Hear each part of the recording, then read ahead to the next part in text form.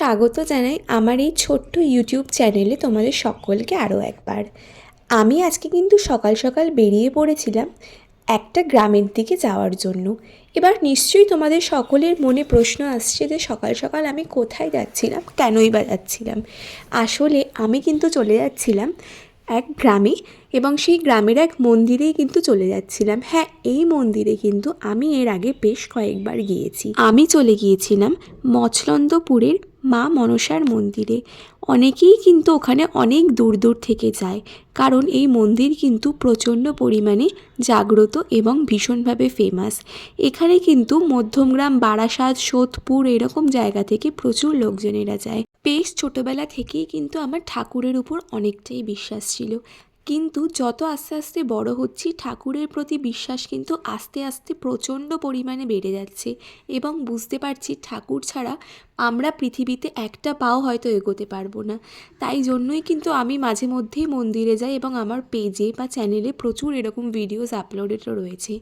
আমি কিন্তু একজন এমন মানুষ যে প্রচণ্ড পরিমাণে ভগবানে বিশ্বাসী, এবং আমার মন্দিরে যেতে ভীষণ ভালো লাগে, কারণ সেখানে গেলে আমার মনের সমস্ত প্রশ্নের উত্তর আমি পাই, এবং নেগেটিভিটি সে তো কোথায় একটা তুড়ি মেরে উড়ে যায়, এবং মন এবং মাথা সমস্ত কিছু কিন্তু পজিটিভিটিতে একদম পুরোপুরি ভরে ওঠে।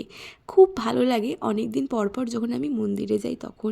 তাই জন্যই কিন্তু যখনই কোনো মন্দিরে যাওয়ার সুযোগ পাই আমি কিন্তু সেটাকে খুব কম সময়ে মিস করি। তাই হোক, চলো তোমাদের সাথে এবার প্রপার অ্যাড্রেসটা এই ভিডিওতে শেয়ার করে দিই।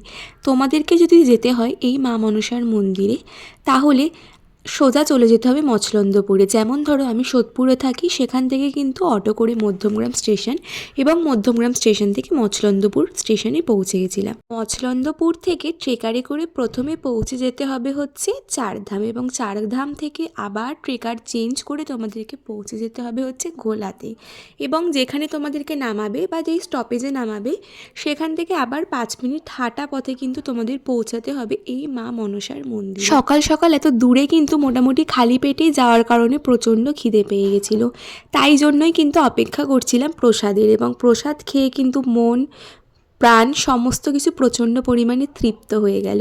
সেখান থেকে বেরিয়ে কিন্তু ভাবলাম একটু আইসক্রিম খাই। আমি তো একদম শীত, গ্রীষ্ম, বর্ষা কখনোই আইসক্রিম বা ঠান্ডা ঠান্ডা কোল্ড ড্রিঙ্কস খেতে আমি পিছুপা হই না।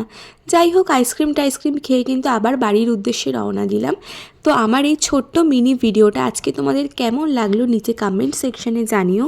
আর এরকমই সুন্দর সুন্দর ভিডিও দেখতে হলে কিন্তু আমার পেজটাকে বা চ্যানেলটাকে সাবস্ক্রাইব করতে ভুলো না। টাটা।